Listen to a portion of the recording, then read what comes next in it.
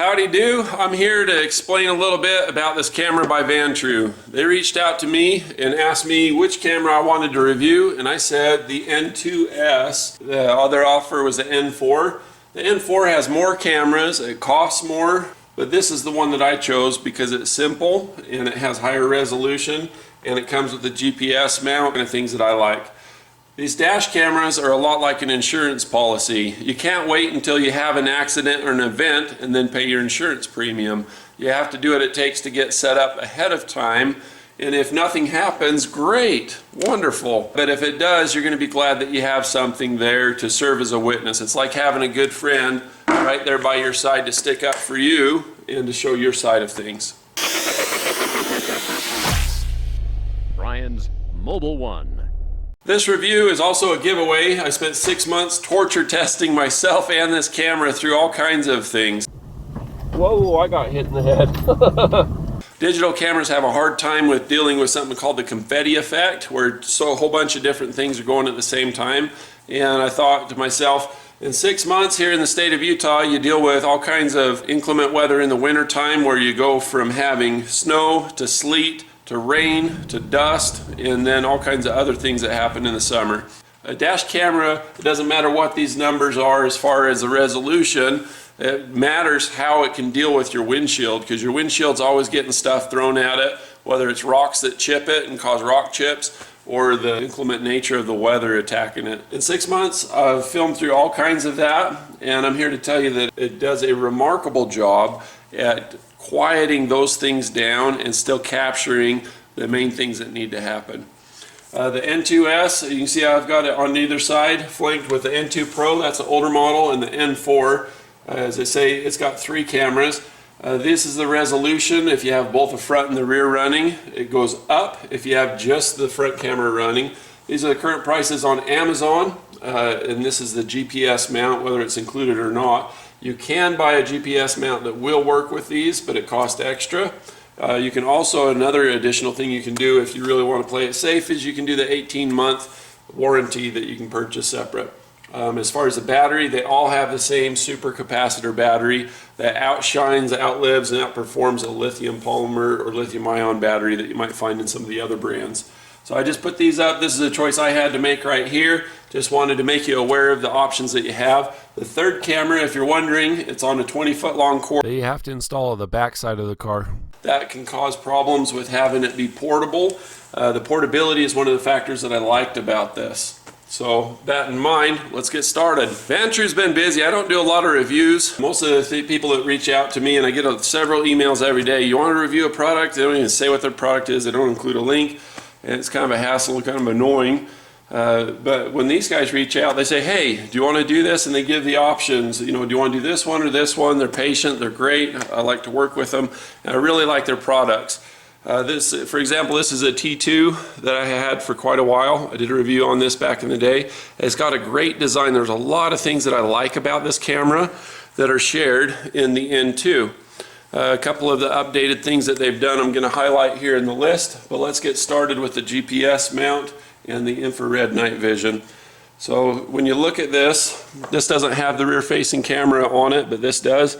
You've got the infrared light that helps to light up the cabin, so no matter how dark it is, you can still see. And it's not like one of those glowing LEDs where it is bright red or something like that. You hardly even notice that it's even going. So that gives you great visibility in the cabin. The GPS mount, when you look at these 2 cameras, you can see that one's got a lot more going on with it. When you put them side by side, you can see that like a little mouth, and that's more like a big mouth. There's more of a gap there. This locks on a little bit more vigorously. One of the problems with the T2, it didn't have the sticky cup, it just had the regular cup, and it didn't have as much grip in it. And when it would fall, the lens, you can see kind of the arc or the dome shape sticking out. Whenever that hits first, it hits with a lot of pressure. It's like a tangent line, and it causes it to crack. You can see that this one is cracked. Thanks to the technology, it's still plenty serviceable. I can still use this. You know, it's cracked. You don't want a crack in it, even though you can't really see the crack.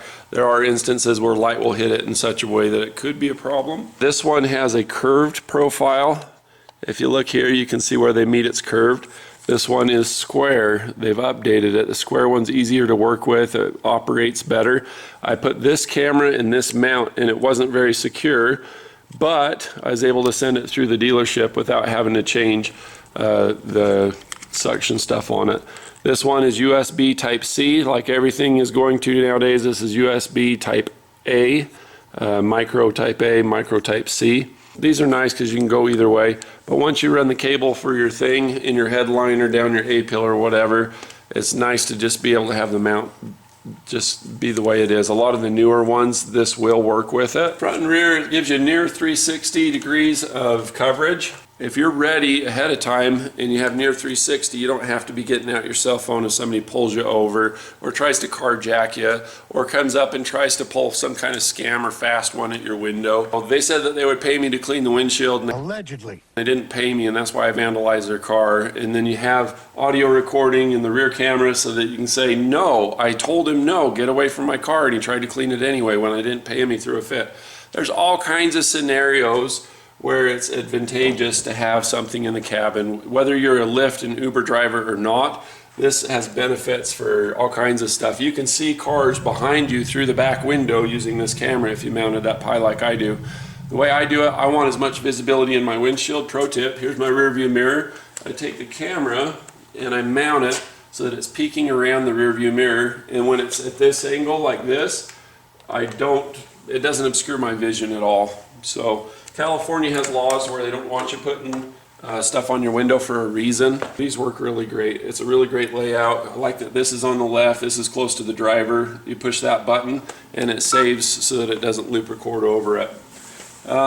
The nice good thing, you can have 4K. You round up from 3,840 is called 4K, 2.5K, and so on. And you have 14 by 40, whereas this one's 1080 on the other two cameras. This one's 1080 by 1080. This gives you better resolution in and out of the cabin of the vehicle. Motion sensing and shock park. So it's got a little motion trigger just like a car alarm would have, to where you can have the supercapacitor battery in this turn on and record if your vehicle gets bumped. You know, basically the same kind of thing. If it gets hit from the outside or if a door closes or something like that, it'll record for you. The halfway stealth, it's good that it is halfway stealth. It doesn't have a whole lot of reflective surface except for the bezel. I do not like the bezel. I don't like the white print, but I can use gaffing flat black tape. The rest of it's pretty matte black finish, so that when I put it in the windshield, I've got that top layer of tint. And it's nice, low profile. It doesn't block up much of your view, but it doesn't hang down and make itself real obvious. If your car's parked and you're doing that, you know, say it's at the airport parking or whatever overnight, and you have something go down in the parking lot and somebody sees the camera and thinks, oh, well, maybe that recorded it, and they break in and crush your camera or steal it. All this bragging about what the resolution, all that kind of stuff, it just gives your camera away. It's better if people don't know it's there. You do not want to destroy evidence, because that can be a lot more punishment or fine or whatever, but at the same time you don't have to give up your memory card. If you made a mistake, you had an accident or whatever, you're welcome to be honest and fess up about it. But if it's kind of, it could go either way or whatever, and you don't want your evidence being contributed in because it might detract from whatever justice situation you got going on in your head, whatever the case may be, an officer's not going to go to a judge, get a warrant and all that kind of stuff. And if they don't even know that you have a dash camera, all the better. So there's that. That way it serves you but doesn't serve everybody else around you unless you want it to. It gives you some options. Super capacitor. We've talked about the advantages of that already. It's got a time-lapse mode. It's got so many features in this thing, where you can change the resolution to be lower if you want to have lower resolution, higher, whatever, up to that point. It's heat resistant. It's got all kinds of venting at the top of it where heat rises to get out. The sticky suction mount, we talked about that. It works really well. It locks on good. It's got a better bite. The Sony Starvis CMOS, that's a good lens that it has on it. The menu and ease of use. This is a set it and forget it. Plug it in, turn your car on, just out of habit it just works. You do want to format your card every so often. The card that it supports is up to 256 gigabytes. So you just hit stop record menu, the settings thing, and then you just go down, I think it's like second or third is format, and then you hit this button for enter, and it formats the card like that. Anytime the memory card comes out and goes to your computer, anytime you do anything with the memory card or it gets too full, you want to make sure to format it, and that will keep everything working well. If your memory card gets glitchy, then it's going to make the camera seem like it's not working good. If you keep up on the formatting, just like on any other camera, it'll give you a lot of problem-free service, and it'll be there to prevent you from all kinds of liability. Recessed lens, we talked about that. These two cameras, you can see this kind of the dome, the arc or whatnot, and then this one just seems really flat, it's recessed.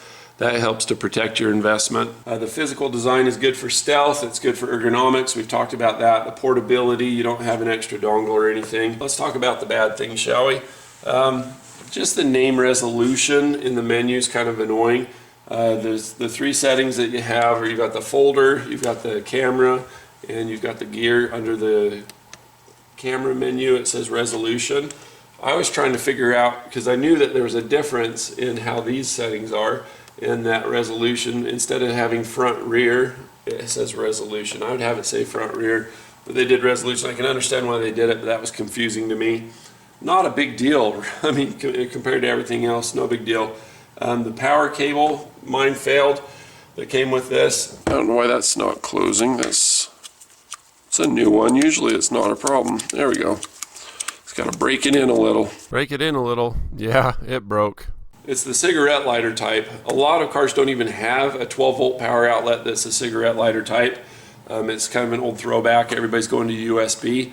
The USB cable that comes with this is too short. That's just for doing updates, and there are free updates that are available for these cameras. So I get the 10-foot one that has the braided outside, so when I'm shoving it in between the headliner and the glass, it doesn't chew it up, and then running it down the A-pillar behind the glove box to where your power outlets are. So not a big deal. Again, they did send me a new power cable. If you want the portability, it's nice to have that, but like I say, that doesn't even guarantee you portability anyway, because like in the Fiat 124 Spider on the road to SEMA thing, didn't have any kind of power outlet that this would fit. 1520p front confusion. So on the box, if you look at the box, it shows stats. It says front camera has super HD something or another 1520p, and then other places it says 4K. That was confusing to me. To set that aside, it does have 4K. It says 1520 super HD right on the front of the camera, which is annoying because it just gives, I put tape over that. Cross brand mount issue. Like I say, they updated it. Not a big deal. Let's talk about the giveaway, and let's talk about the discount code. As far as discounts go, I saw this on a flash sale on Amazon for like 220. It's like 230 bucks. It's like 30 bucks off. You can get more than that with the discount code on this that I'm going to provide you with. This is the discount code here. You put that in as you're ringing up. I also have a link direct to the Vantrue website. To win one of the 3 cameras that I'm giving away, all you have to do is send a letter or a postcard to my P.O. box. I'm launching this video now, obviously, and I'm going to close this contest at the end of the month. After that, I'm going to be shipping out the cameras at the beginning of September to the 3 winners. I'll do a announcement on my Instagram page of who won the cameras and generally where they live. I'm not going to disclose addresses, and I don't want to be responsible for any of that kind of stuff. If on your letter or your thing you want to mention, give me some feedback. What video is your favorite Brian's Mobile One video? What one did you subscribe on or were you impressed with? Or if you got a funny joke, funny story, or you want to talk about what car you have or whatever you want to do, you be you. The most important thing is that return address is on there so that I can send the cameras out and I don't have to hassle or fuss or have to mail it out twice or something. So I'll make sure that you're real careful, get your address right, all that kind of stuff. It's this crazy world out there. That's why we have to have dash cameras. Anyway, thanks for subscribing. Thanks for clicking like. Thanks for your comments and your feedback. If you have any advice, suggestions, or whatever, and you just can't wait to mail it to me and you want to put it in the comments, by all means, please do. Thanks for watching.